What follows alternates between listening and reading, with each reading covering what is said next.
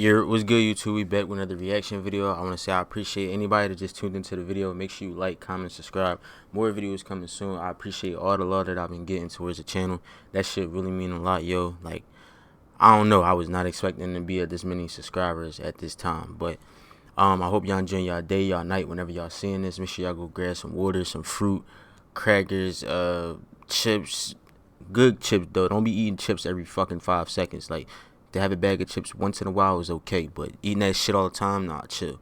But yeah, go get yourself some fruit, something nice to eat, some weed, and everybody get into this shit, man. Grab y'all weed, y'all food, anything y'all need. Let's get this shit. Like, comment, subscribe, check the description.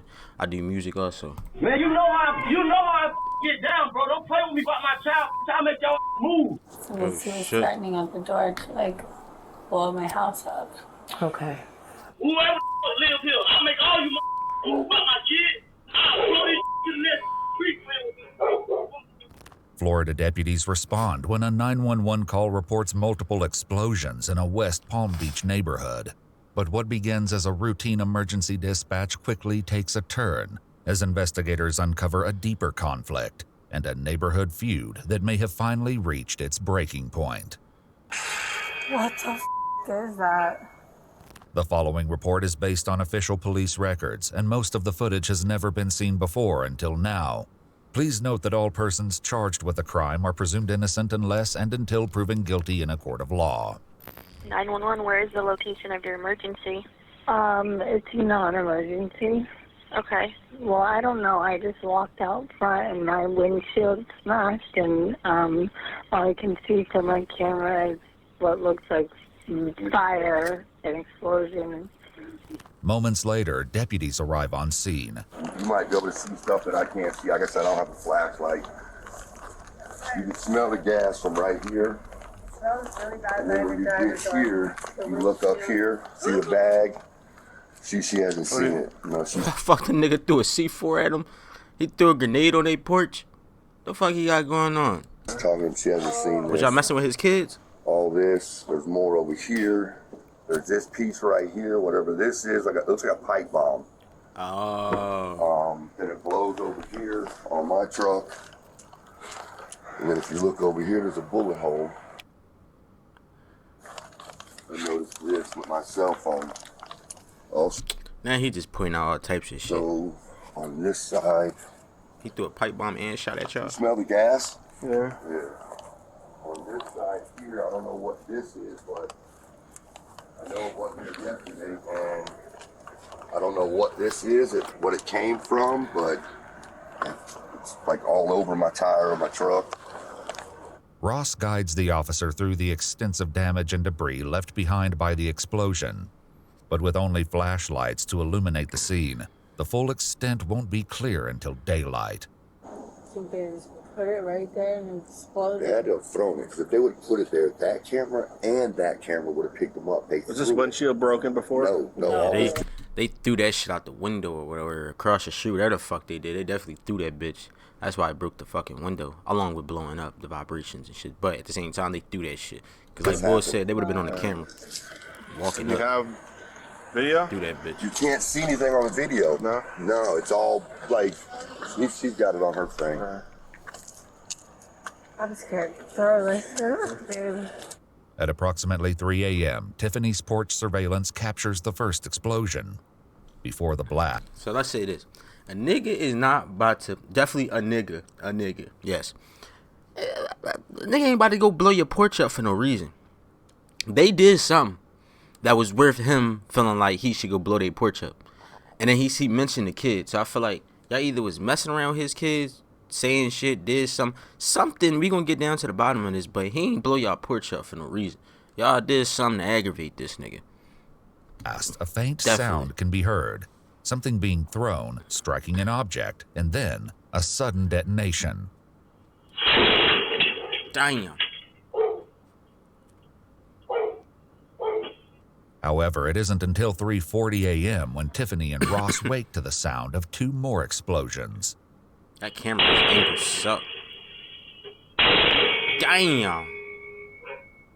Thick smoke quickly engulfs the yard, obscuring the camera's view. Moments later, the footage cuts to Ross emerging from the haze, searching for the source of the smoke. As investigators review the footage, the reality of what happened begins to sink in. What the is that? What the footage doesn't capture is who's responsible for the explosion. But the victims have their own theories, pointing to an altercation just 2 weeks earlier that may have set everything in motion. Idea who would be doing this? The neighbor, maybe. We kind of have a problem with the neighbor right now. What's the neighbor's name? Derek. I had to call the cops last week. The kids got into an argument and he was banging on the front door, wouldn't leave the door alone, and then threatened to throw. So kids got into an argument. So what, they kids play with each other, I guess? These people kids and Derek kids must be outside playing with each other, yeah, like what the fuck? I had to call the cops last week. The kids got into an argument. He was banging on the front door, wouldn't leave the door alone, and then threatened to blow my house up. As the early morning sun rises, more investigators arrive and begin documenting the scene, revealing the full extent of the damage. Cracks stretch across the SUV's windshield, along with bits and pieces of debris scattered across the front half of the vehicle.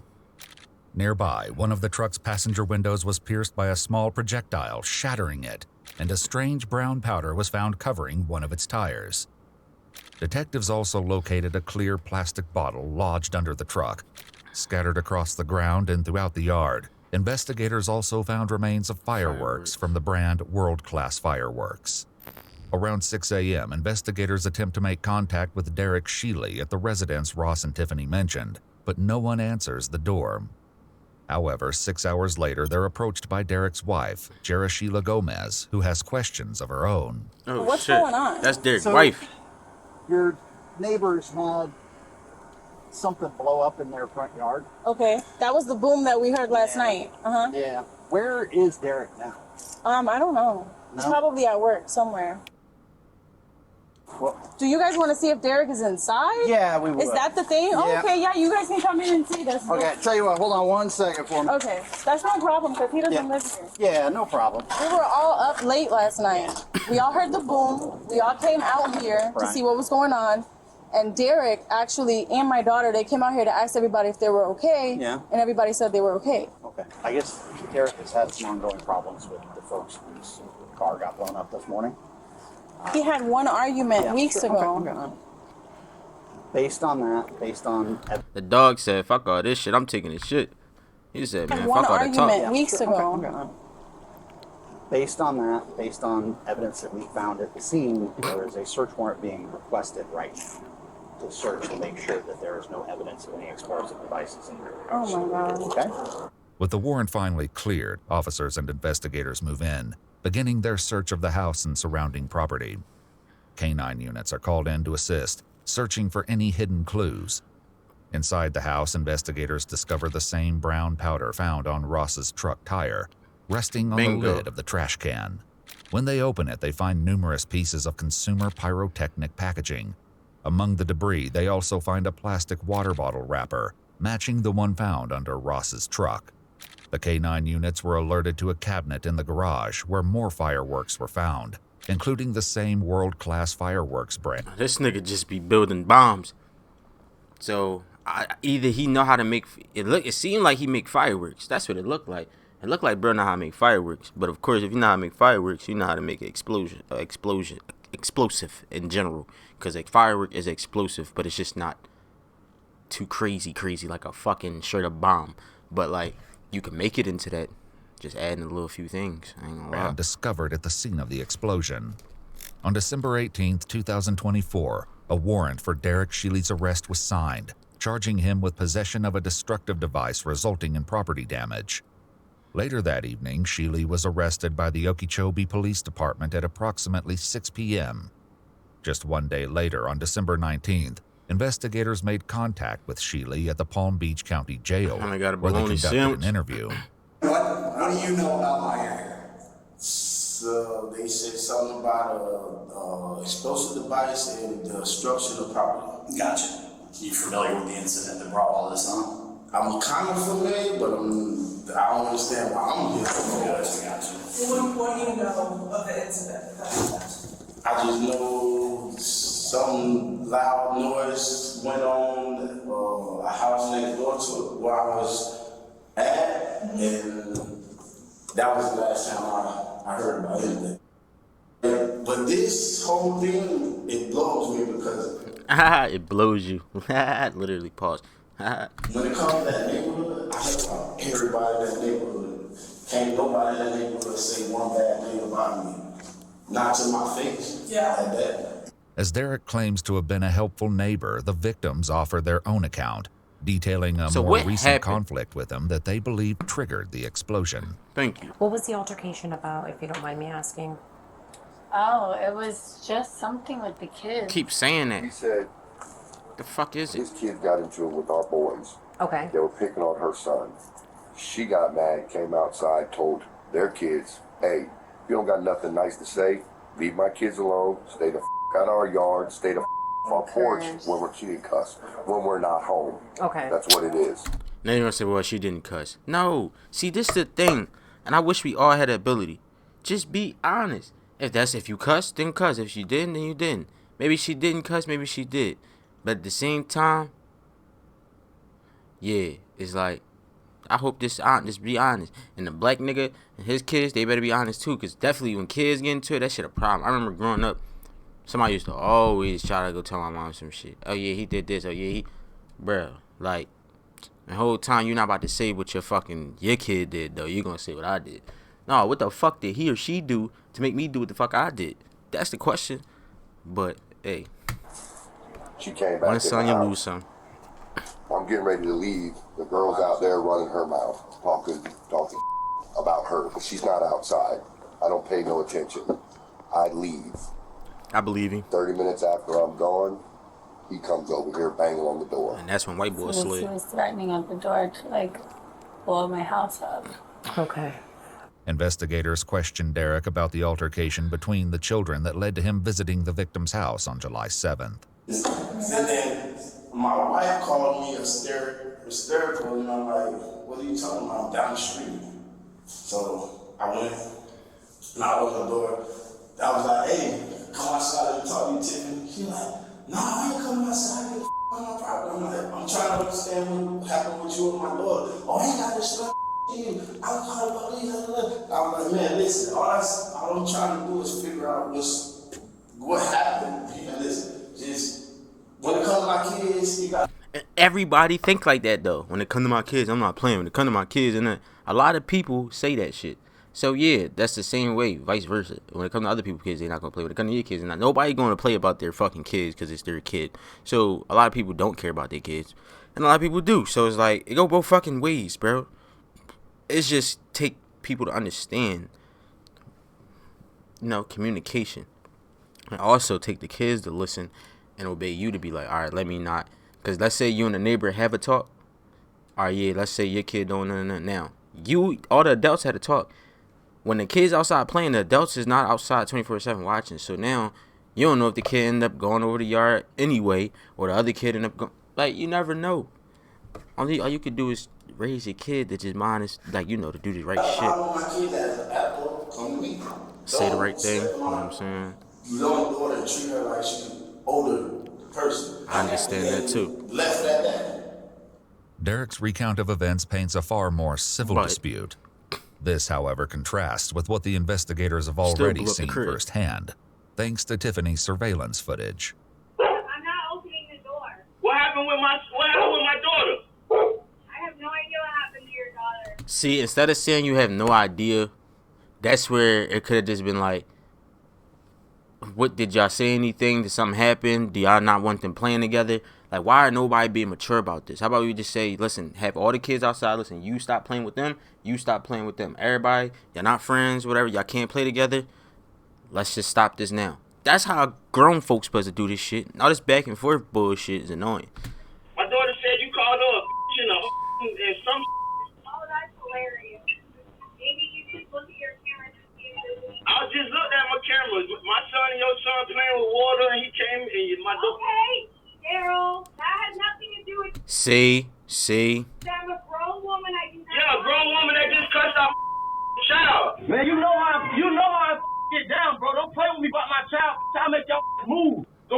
me about my job.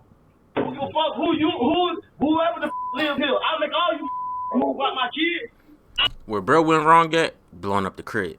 But honestly, at least he tried to knock on the door. He tried to talk. Like, yo, what happened with my daughter? What happened with the situation with my daughter? Bitch talking about, I don't know what happened. You know what the fuck happened. Because that's where I saw my daughter just came in the crib talking about the neighbor across the street just said this and this and that.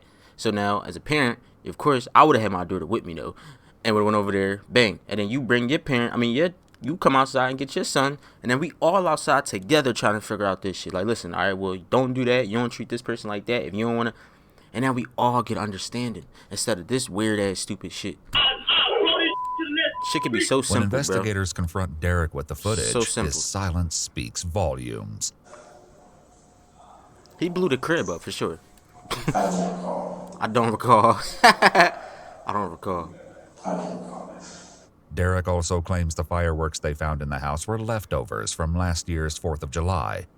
However, detectives uncovered multiple receipts showing firework purchases made throughout the year. Dickhead.